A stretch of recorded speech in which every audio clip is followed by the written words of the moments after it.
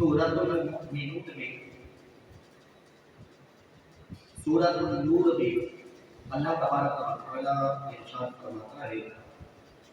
وَتُوبُوا إِلَى اللَّهِ جَمِيعًا أَيُّهَا الْمُؤْمِنُونَ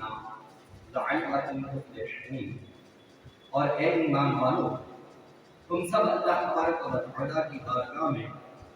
توبہ کیا کرو تاکہ تم کامیاب ہو جاؤ۔ میرے پیارے بھائیوں، کامیابی اصل میں کیا ہے؟ کامیابی دراصل اللہ تبارک و تعالی کی رضا اور خوشنودی کا نام ہے۔ جس سے اللہ تبارک و تعالی راضی ہو گیا وہ کامیاب، اور جس سے اللہ تبارک و تعالی ناراض ہوا وہ ناکام۔ اللہ تبارک و تعالی کو راضی کرنے والے کاموں میں سے ایک کام یہ بھی ہے کہ بندہ ہر وقت اللہ تبارک و تعالی کی بارگاہ میں توبہ اور استغفار کرتا رہے۔ اسی لیے اللہ تبارک و تعالی نے سورۃ النور میں ارشاد فرمایا وَتُوبُوا إِلَى اللَّهِ جَمِيعًا أَيُّهَا الْمُؤْمِنُونَ لَعَلَّكُمْ تُفْلِحُونَ اور اے ایمان والو تم سب اللہ تبارک و تعالی کی بارگاہ میں توبہ کیا کرو تاکہ تم کامیاب ہو جاؤ۔ اور جو اللہ تبارک و تعالی کی بارگاہ میں توبہ کرتا ہے، اس کی بارگاہ میں رجوع کرتا ہے، رب کریم کی طرف سے اس کے لیے ایک مجزائے جاں فضا ہے، اعجاز ربانی ہوتا ہے ان اللہ یحب التوابین، بے شک اللہ تبارک و تعالی توبہ کرنے والوں سے محبت فرماتا ہے۔ وجہ یہ ہے کہ اللہ تبارک و تعالی کی بارگاہ میں توبہ کرنا بندے کی عاجزی اور انکساری ہے، اور اللہ تبارک و تعالی عاجزی اور انکساری کو پسند فرماتا ہے۔ حضرت آدم علیہ السلام اور ابلیس کا جو واقعہ ہے، جس کو کہ رب کریم نے قرآن پاک میں بیان فرمایا، اس سے ہمیں یہی چیز سیکھنے کو ملتی ہے کہ جناب آدم علیہ السلام آپ سے جب لغزش ہوئی تو آپ نے عاجزی اور انکساری کو اپنایا، اللہ تبارک و تعالی کی بارگاہ میں رجوع کیا، اور بارگاہ خداوندی میں توبہ اور استغفار کی کثرت کی، تو اللہ تبارک و تعالی نے آپ کی توبہ کو قبول فرما لیا۔ جبکہ اس کے برعکس ابلیس نے کیا کیا؟ وہ اپنی نافرمانی پر ڈٹ گئے،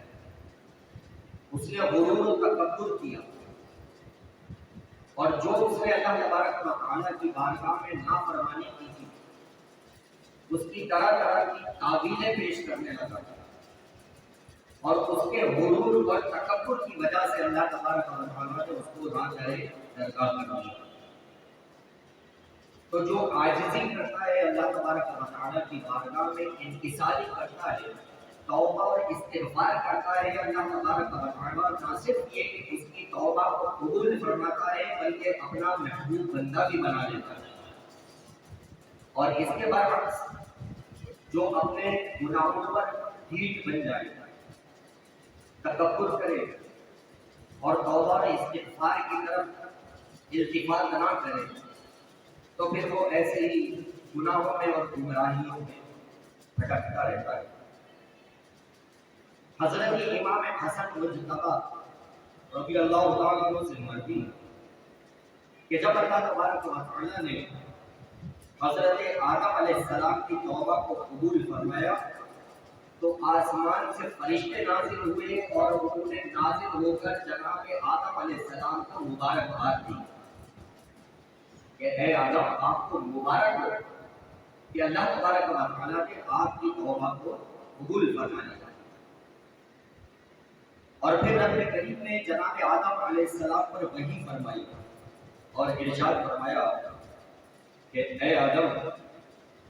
میں توبہ کرنے والوں کو ان کی قبروں سے اس طرح سے اٹھا کر میدان محشر میں لاؤں گا کہ وہ میری بارگاہ میں خوش و خرم ہو کر حاضر ہوں گے۔ تو جو بندہ دنیا میں توبہ استغفار کرتا ہے،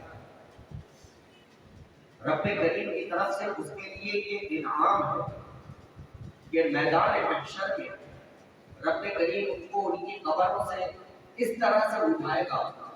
کہ وہ خوش و خرم ہوں گے اور اللہ تعالیٰ کی بارگاہ میں اسی حالت میں پیش کیے جائیں گے۔ ذرا سوچیے، میدان محشر کی پریشانی اور ان کے عذابات کو ذرا تصور میں لائیے کہ کیسی نفسا نفسی کا عالم ہوگا۔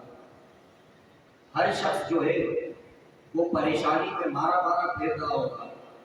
لیکن جو دنیا میں توبہ کرنے والا ہوگا وہ خوش و خرم ہوگا اور اللہ تعالیٰ کی بارگاہ میں خوش و خرم جو ہے وہ پیش کیا جائے گا۔